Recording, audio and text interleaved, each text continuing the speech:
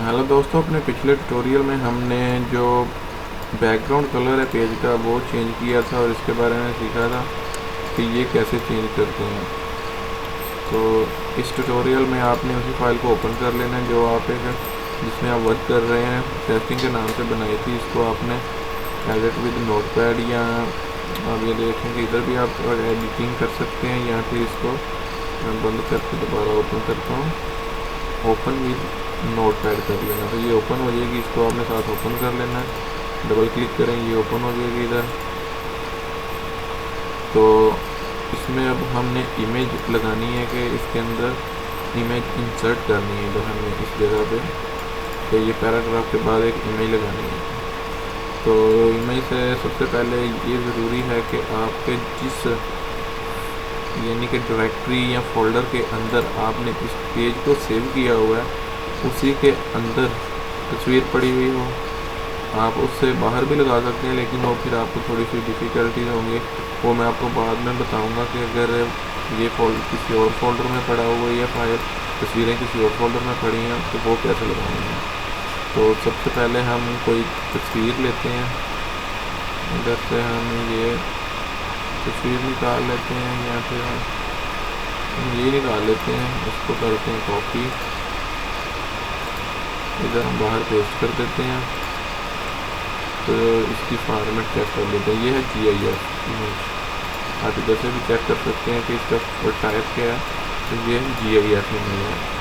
तो ये एक्सटेंशन ज़रूरी है, जब हमें इसको इंसर्ट करना है तो हमने इसको बताना है कि इसकी एक्सटेंशन क्या है, इसका नाम क्या है और इसकी लोकेशन क्या है। ATTEN के नाम से। तो अभी हम इसका कोड लिखते हैं इमेज इंसर्ट करने का। इसका कोड भी नहायत आसान है, ये आपको ये आहिस्ता आहिस्ता जब जैसे जैसे आप प्रैक्टिस करेंगे आपको याद होते जाएंगे। तो इसका हमने लिखना है इमेज का IMG image, source SRC source, short ये शार्ट है। तो डबल कोट्स, सिंगल कोट्स भी यूज़ कर सकते हैं आप। डबल कोट्स मैं यूज़ कर रहा हूँ तो डबल कोट भी यूज़ करूँगा। इसमें हमने वो जो इमेज थी उसका नाम लिखना है। इमेज का नाम क्या था देख लेते हैं, ATTEN। तो उसकी एक्सटेंशन क्या थी, GIF.gif। तो हमने डबल कोट्स बंद कर दी। इतना तो कोड है ये इमेज को इंसर्ट करने का। इसको हमने सेव किया, सेव करने के बाद पेज पे गए। पेज पे जाके जब हमने रिफ्रेश किया तो आप देखेंगे कि वो जो इमेज थी वो इधर अपने पेज में इंसर्ट हो चुकी है। तो उम्मीद करता हूँ कि आपको ये पसंद आया होगा ट्यूटोरियल। तो आप चेक करें कि इसकी प्रैक्टिस करें, अपनी इमेज लगाएं या कुछ और उसका नाम। और आपको ये भी बता देता हूँ चलें साथ के, अगर ये किसी फाइल के अंदर पड़ी हुई है, यानी कि ये एक फ़ाइल पड़ी है इधर उसी ही डायरेक्टरी के अंदर कोई और फोल्डर है, उस फोल्डर के अंदर ये फ़ाइल पड़ी है। जैसे कि ये फोल्डर इधर पड़ा हुआ है नॉन पेमेंट का, तो इसके अंदर ये फ़ाइल पड़ी हुई है, ठीक है। तो हम ये कर देंगे कि जो फाइल का सोर्स है उसके बाद हम लगाएंगे, लिखेंगे उस फोल्डर का नाम जिसमें ये फाइल पड़ी है, नॉन पेमेंट और फिर स्लैश। तो इसको हम सेव करेंगे तो आप देखेंगे कि अब ये इधर से नहीं इसके अंदर से फाइल उठाएगा।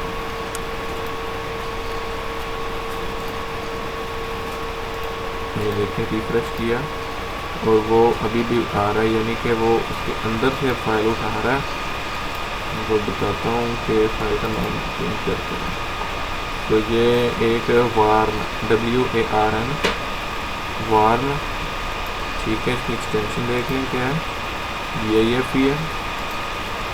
तो वार्न तो ये फोल्डर के अंदर पड़ी हुई है, तो ये हम इसको वार्न कर देते हैं क्योंकि हमने फोल्डर की वो डायरेक्टरी दे दी है कि फोल्डर के अंदर वार्न नाम की GIF की फाइल है, उसको डिस्प्ले करवाए पेज के ऊपर। मैंने इसको सेव किया, सेव करने के बाद जैसे ही रिफ्रेश किया तो आप देखेंगे कि इमेज चेंज हो गई है। तो अपने अगले ट्यूटोरियल में हम इस इमेज के बारे में मज़ीद देखेंगे कि इसकी जो अलाइनमेंट है इसको अगर हमने राइट लेके आना है या सेंटर में रखना है तो वो हम चेक करेंगे। उसके अलावा इसके कुछ और एट्रीब्यूट्स होते हैं, उनके बारे में देखेंगे। तो हमारी वीडियोस देखने का शुक्रिया। अल्लाह हाफ़िज़।